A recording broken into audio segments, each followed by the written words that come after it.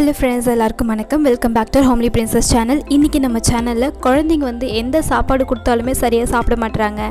என்னோடய குழந்தை சாப்பாடே அதிகமாக எடுத்துக்க மாட்றான். சாப்பாடை பார்த்தாலே கொஞ்சம் இந்த மாதிரி அவாய்ட் பண்ணுற மாதிரி பண்ணிகிட்டு இருக்கான், வாமிட் பண்ணிடுறான். இந்த மாதிரி நிறைய கம்ப்ளைண்ட் இருக்குது. ஸோ அதுக்கெல்லாம் என்ன டிப்ஸ் ஃபாலோ பண்ணலான்றதை பற்றி இந்த வீடியோவில் பார்க்க போகிறோம். வாங்க வீடியோக்குள்ளே போகலாம். நம்ம சேனல் வீடியோஸ் உங்களுக்கு பிடிச்சிருக்குன்னா ப்ளீஸ் மறக்காமல் இப்போவே சப்ஸ்கிரைப் பண்ணி வச்சுக்கோங்க. அண்ட் கூடவே பக்கத்தில் இருக்கிற பெல் பட்டனையும் நீங்கள் ப்ரெஸ் பண்ணி வச்சுக்கிட்டிங்கன்னா நான் போடக்கூடிய எல்லா வீடியோஸும் நீங்கள் மிஸ் பண்ணாமல் பார்க்கலாம். ஓகே ஃப்ரெண்ட்ஸ், இப்போது முதல் விஷயம் பார்த்திங்கன்னா இதில் நிறைய டிப்ஸ் சொல்லியிருக்கேன். ஸோ நம்ம ஒன் பை ஒன்னாக பார்க்கலாம். முதல்ல நீங்கள் குழந்தைங்களுக்கு தண்ணியாக ஏதாவது கொடுக்குறீங்கன்னா, அதாவது சரியாக சாப்பிடாத குழந்தைங்களுக்கு சொல்கிறேன். இந்த மாதிரி சாப்பிடாத குழந்தைங்களுக்கு நீங்கள் லிக்விட் ஐட்டம்ஸாக சில பேரண்ட்ஸ் கொடுத்துருப்பீங்க. ஈவன் நானும் அந்த மாதிரி கொடுத்துருக்கேன். ஸோ அதனால் இந்த டிப்ஸ் உங்களுக்கு சொல்கிறேன். அதாவது இப்போ நீங்கள் சாப்பாடு எடுத்துக்க மாட்டுறாங்க. ஸோ நம்ம பாலாக அதிகமாக கொடுத்துடலாம், ஜூஸ் அதிகமாக கொடுத்துடலாம், இல்லை வேறு இந்த மாதிரி லிக்விடாக ஏதாவது செஞ்சு அவங்களுக்கு கொஞ்சம் கொடுத்துடலான்ற மாதிரி ஒரு ஐடியாவில் இருந்து நீங்கள் அந்த மாதிரி ஃபாலோ பண்ணிட்டு இருக்கீங்கன்னா அதை கம்ப்ளீட்டாக நீங்கள் கொஞ்சம் ஸ்டாப் பண்ண பாருங்கள். ஏன்னா நீங்கள் தண்ணியாக அதிகமாக கொடுத்துட்டு இருக்கும்போது வயிறு ஃபில் ஆகிடும். ஸோ சாப்பாடு அதிகமாக எடுத்துக்க மாட்டாங்க. அதனால் அதை ஸ்டாப் பண்ணிவிட்டு நீங்கள் அவங்களுக்கு தண்ணி கொடுங்க. பட் ஜூஸோ இல்லை வேறு எதுவுமே நீங்கள் தர வேண்டாம், பால் அந்த மாதிரி எதுவும் தர வேண்டாம். இப்போதைக்கு அவங்களுக்கு சாப்பாடே கொடுத்தா போதும். சரியாக சாப்பிடாத குழந்தைங்களுக்கு நீங்கள் சாப்பாடு தான் ஊட்டணும். அவங்க வயிறை ஃபில் பண்ணுறதுக்காக நீங்கள் பால், ஜூஸ் இந்த மாதிரி வேறு எந்த ஒரு லிக்விட் ஐட்டமும் கொடுக்கக்கூடாது. அவ்வளோதான். இது ஃபர்ஸ்ட் ஒன். செகண்ட் ஒன் பார்த்திங்கன்னா, இப்போ டைமுக்கு நீங்கள் சாப்பாடு கொடுப்பீங்க, அது ஓகே தான். ஆனால் சாப்பிடாத குழந்தைங்களுக்கு என்ன பண்ணுறீங்கன்னா, கொஞ்சம் அவங்கள பட்டினி போடுங்க. இது சொல்லக்கூடாது. பட் குழந்தைங்களுக்கு பசியை தூண்டுற மாதிரியான விஷயம் பண்ணணும். ஒன்று, அவங்க நல்லா விளையாடுற மாதிரியான ஆக்டிவிட்டீஸில் ஈடுபடணும். அப்படி இல்லாத குழந்தைங்களுக்கு வீட்டிலே கம்முன்னு ஃபோன் பார்த்துட்டு இருக்கிறது, இல்லைனா அமைதியாக வீட்டிலே ஏதாச்சும் பண்ணிகிட்டு இருக்கும்போது ஃபிசிக்கல் ஆக்டிவிட்டீஸ் கொஞ்சம் கம்மியாயிடும். ஸோ அவங்களுக்கு இந்த மாதிரி பண்ணலாம். அந்த மாதிரி கொஞ்சம் ஸ்டாப் ஆகுதுன்னா குழந்தைங்களுக்கு இப்போ ஒரு 12:30 மணிக்கு சாப்பாடு கொடுக்குறீங்கன்னா ஒரு 1:30 மணிக்கு நீங்கள் சாப்பாடு கொடுங்க, லஞ்ச் கொடுங்க. இந்த மாதிரி ஏன்னா கொஞ்சம் தள்ளி போகும்போது குழந்தைங்களுக்கு பசி எடுக்கும். அப்போ நீங்கள் கொடுக்கும்போது நல்லா சாப்பிடுவாங்க. கொஞ்சம் யூஸ்வலாக ஒரு 4 ரூபா வாங்குறாங்கன்னா கூட ஒரு 5 ரூபா எக்ஸ்ட்ரா வாங்குறதுக்கு சான்ஸ் அதிகமாக இருக்குது. ஸோ இது நீங்கள் ட்ரை பண்ணி பார்க்கலாம்.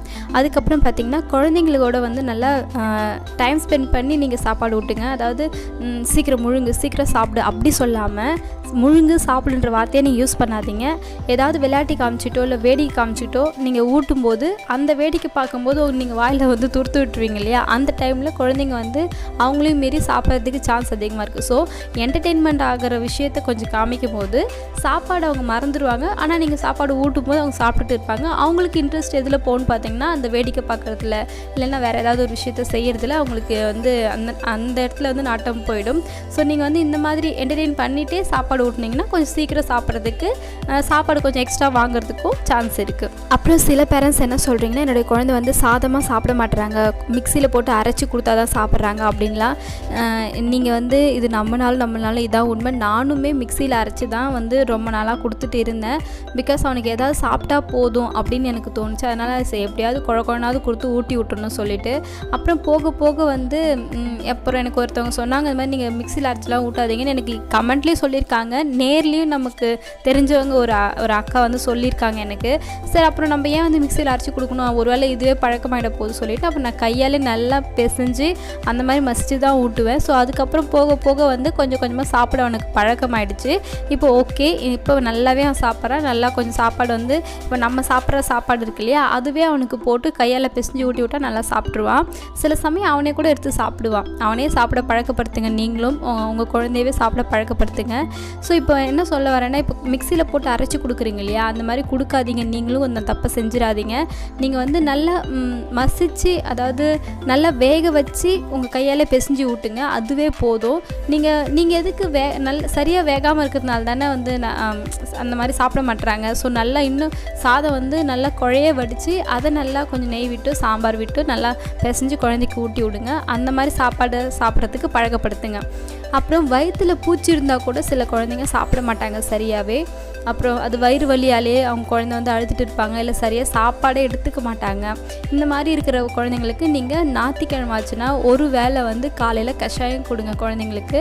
நான் கஷாயம் பற்றி வீடியோ போட்டிருக்கேன். உங்களுக்கு வேணும்னா நீங்கள் நம்ம சேனல் ப்ளேலிஸ்ட்டில் செக் பண்ணி பாருங்கள். முடிஞ்சால் நான் டிஸ்கிரிப்ஷன்லேயும் அந்த லிங்க் கொடுக்குறேன். ஸோ வந்து நீங்கள் வாரத்தில் ஏதாவது வயிற்றில் இருக்கிற பூச்சி வெளியேறதுக்கான ஒரு கஷாயத்தை கண்டிப்பாக நீங்கள் கொடுக்கணும். சாப்பிடாத இருக்கிற குழந்தைங்களுக்கு இந்த மாதிரி நீங்கள் ட்ரை பண்ணுங்கள். அப்புறம் போக போக கொடுக்கணும்னு அவசியம் இல்லை. இது நல்லா சாப்பிட ஆரம்பிச்சிட்டாங்கன்னா நீங்கள் கொடுக்கலாம், அது வரைக்கும் கொடுங்க. சாப்பிட ஆரம்பிச்சிட்டாங்கன்னதுக்கப்புறம் அது கொடுக்க வேண்டாம், கஷாயம் கொடுக்கணும்னு அவசியம் இல்லை.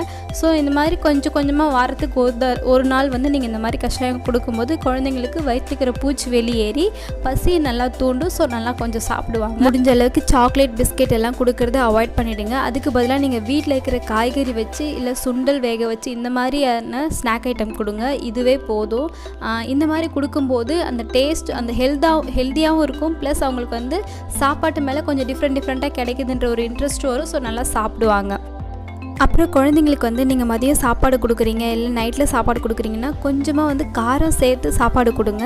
சில பேரண்ட்ஸ் வந்து என்னோடய குழந்தை சாப்பிடவே மாட்டுறாங்க அப்படின்னு சொல்கிறதுக்கு இதுவும் ஒரு ரீசன். அதாவது காரம் சேர்த்துக்காமல் உப்பு சப்பு இல்லாமல் குழந்தைங்களுக்கு வந்து காரம் இல்லாமல் சாப்பாடு கொடுக்கும்போது அவங்க ரொம்ப மந்தமாக இருப்பாங்க, நல்லா சாப்பிட மாட்டாங்க, ஒரு பிரிஸ்காக இருக்க மாட்டாங்க. ஸோ சாப்பாட்டில் கொஞ்சமாக நீங்கள் காரம் சேர்த்துக்கோங்க, ரொம்ப வேண்டாம், லைட்டாக காரம் சேர்த்துக்கோங்க. அது கூட நீங்கள் நெய்யும் சேர்த்துக்கோங்க, இதுவே வந்து பேலன்ஸ் ஆகிடும். ஸோ நீங்கள் வந்து கொஞ்சம் காரம் சேர்த்துக்கிட்டிங்கன்னா அவங்க சாப்பாடு வந்து கொஞ்சம் நல்லா எடுத்துப்பாங்க, போக போக நல்லா எடுத்துப்பாங்க. ஸ்டார்டிங்கில் கொஞ்சமாக காரதுன்றது கொஞ்சம் அவாய்ட் பண்ணுவாங்க தான், பட் போக போக வந்து நல்லா நீங்கள் காரம் கொடுக்க நல்லா ஆக்டிவாக நல்லா சூப்பராக சாப்பிடுவாங்க. நீங்கள் காரம் சேர்த்தா தான் குழந்தைங்களுக்கு உடம்புலோடைய வளர்ச்சியும் நல்லாயிருக்கும்.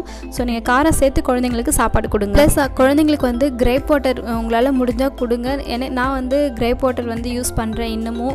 எனக்கு வந்து இப்போ 2.5 வயசு ஆகுது, நான் இன்னும் கொடுத்துட்டு தான் இருக்கேன். கிரேப் வாட்டர் வந்து ஒரு 4 to 5 வயசு வரைக்கும் கொடுக்கலாம், தாராளமாக கொடுக்கலாம்.